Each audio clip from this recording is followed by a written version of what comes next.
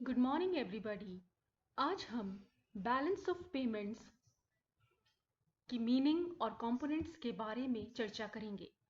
भुगतान संतुलन किसे कहते हैं, भुगतान संतुलन के मुख्य घटक कौन कौन से हैं, इसको हम जानने का प्रयास करेंगे।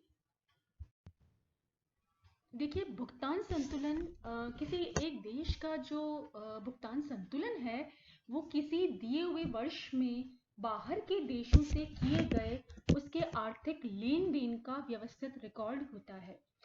यह देश के बाकी दुनिया के साथ आर्थिक संबंधों की प्रकृति तथा विस्तार का सांख्यिकी रिकॉर्ड होता है। It is a statistical record.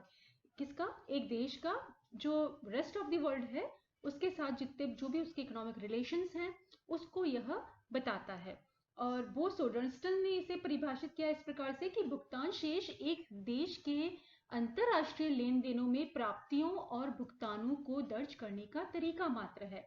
और किंडलबर्गर के अनुसार एक देश का भुगतान शेष उसके निवासियों और अन्य देशों के निवासियों के बीच सभी आर्थिक लेन देन का एक सुव्यवस्थित लेखा है।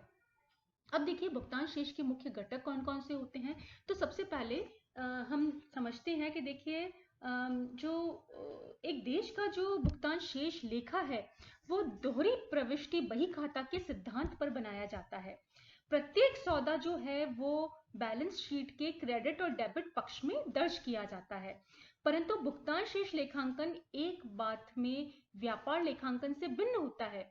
व्यापार लेखांकन में तो क्या होता है, डेबिट प्रविष्टियां बैलेंस शीट में बाईं ओर और क्रेडिट प्रविष्टियां बैलेंस शीट में दाईं ओर दिखती है, परंतु भुगतान शेष लेखांकन में क्रेडिट प्रविष्टियां बैलेंस शीट के बाईं ओर तथा डेबिट प्रविष्टियां दाईं ओर दिखाने की प्रथा है। जब किसी देश के किसी बाहर देश से भुगतान प्राप्त होता है तो यह क्रेडिट सौदा है, और जब किसी बाहर के देश को भुगतान किया जाता है तो वह डेबिट सौदा होता है।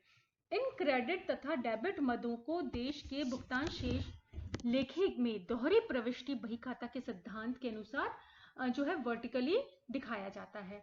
भुगतान शेष के 4 घटक होते हैं और जिसे हम बैलेंस शीट में हॉरिजॉन्टली बताते हैं। ये जो है वो है आपका करंट अकाउंट, कैपिटल अकाउंट, सरकारी जो गवर्नमेंट जो पेमेंट अकाउंट और सरकार, और इसके अलावा जो है एरर्स और ओमिशंस यानी अशुद्धि और भूल चूक भी इसमें बताई जाती है। तो सबसे पहले हम लेते हैं चालू लेखा यानी करंट अकाउंट। देखिए, देश के चालू लेखे में वे सब लेन देन आते हैं जो वस्तुओं तथा सेवाओं के व्यापार तथा एक पक्षीय क्या होता है, जो न लौटाए जाने वाला जो है हस्तांतरण से संबंध रखते हैं। और इसमें भौतिक वस्तुओं के निर्यात और आयात दृश्य मदें विजिबल आइटम्स कहलाते हैं तथा सेवाओं और हस्तांतरण भुगतान और प्राप्तियां अदृश्य मदें यानी इनविजिबल आइटम्स कहलाती हैं।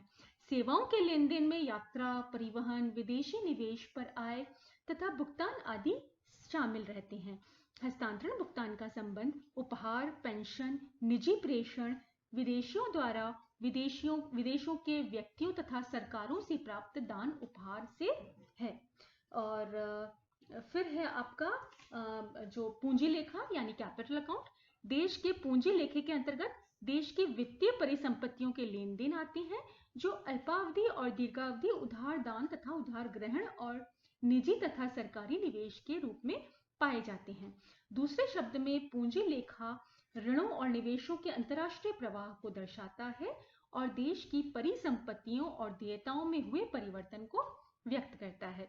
दीर्घावधि लेन देन उन अंतरराष्ट्रीय पूंजीगत गतियों से संबंध रखते हैं जिनकी परिपक्वता अवधि 1 वर्ष या 1 वर्ष से अधिक होती है और उनमें प्रत्यक्ष निवेश जैसे विदेश प्लांट लगाना, विदेशी बॉन्ड और स्टॉकों का क्रय, अंतरराष्ट्रीय ऋण शामिल रहते हैं। पूंजी लेखा आप देख सकते हैं टेबल में। फिर है आपका सरकारी व्यवस्थापन लेखा यानी ऑफिशियल सेटलमेंट अकाउंट। सरकारी व्यवस्थापन लेखा जो है वो सरकारी रिजर्व परिसंपत्ति लेखा। देखिए, ये एक तरह से सामान्यतः एक वर्ष के दौरान देश की विदेशी सरकारी जो धारकों के पास तरल अतरल देयताएं में जो परिवर्तन है और राष्ट्र की सरकारी रिजर्व परिसंपत्तियों में जो परिवर्तन है उसको मापता है। किसी देश की सरकारी रिजर्व परिसंपत्तियों में उसका स्वर्ण का स्टॉक, उसकी परिवर्तनीय विदेशी करेंसियां तथा स्पेशल ड्राइंग राइट्स के धारण और IMF में उसकी जो नेट स्थिति है इसमें शामिल होती है। और फिर लास्टली है अशुद्धियां और भूल चूक, एरर्स और ओमिशंस। यह मद जो है वो प्रत्येक देश के भुगतान संतुलन लेखे में होती है। अशुद्धियां और भूल चूक संतुलन मद बैलेंसिंग आइटम है, यानी और ताकि दोहरी प्रविष्टि जो बही खाता नियम है उसके अनुसार तीनों लेखों के कुल क्रेडिट और कुल डेबिट अवश्य एक दूसरे के बराबर हो, क्योंकि हम जानते हैं कि लेखांकन की दृष्टि से किसी देश के भुगतान शेष हमेशा संतुलन में होते हैं। अब हम देखते हैं, देखिए क्या भुगतान शेष हमेशा संतुलन में होते हैं।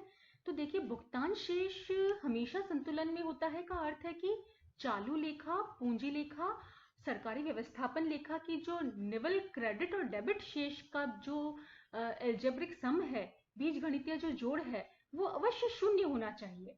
और भुगतान शेष को हम B = RF - PF से व्यक्त करते हैं, जहां B है आपका भुगतान शेष, RF है विदेशियों से प्राप्तियां और PF है विदेशियों को किए गए भुगतान। जब देखिए B = RF - PF = 0 होता है तो भुगतान शेष संतुलन में है। जब RF - PF is greater than 0 तो इसका मतलब है कि विदेशियों को किए गए भुगतान की अपेक्षा विदेशियों से प्राप्तियां अधिक हैं और भुगतान शेष में अतिरेक यानी सरप्लस है। दूसरी ओर जब RF - PF is less than 0 अथवा RF is less than PF तो भुगतान शेष में घाटा है, क्योंकि विदेशियों को जो भुगतान किए गए हैं वे विदेशियों से हुई प्राप्तियों से अधिक हैं।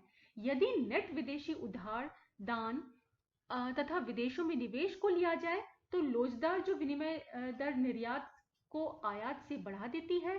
अन्य करेंसियों के दाम में घरेलू करेंसी का मूल्य घट जाता है।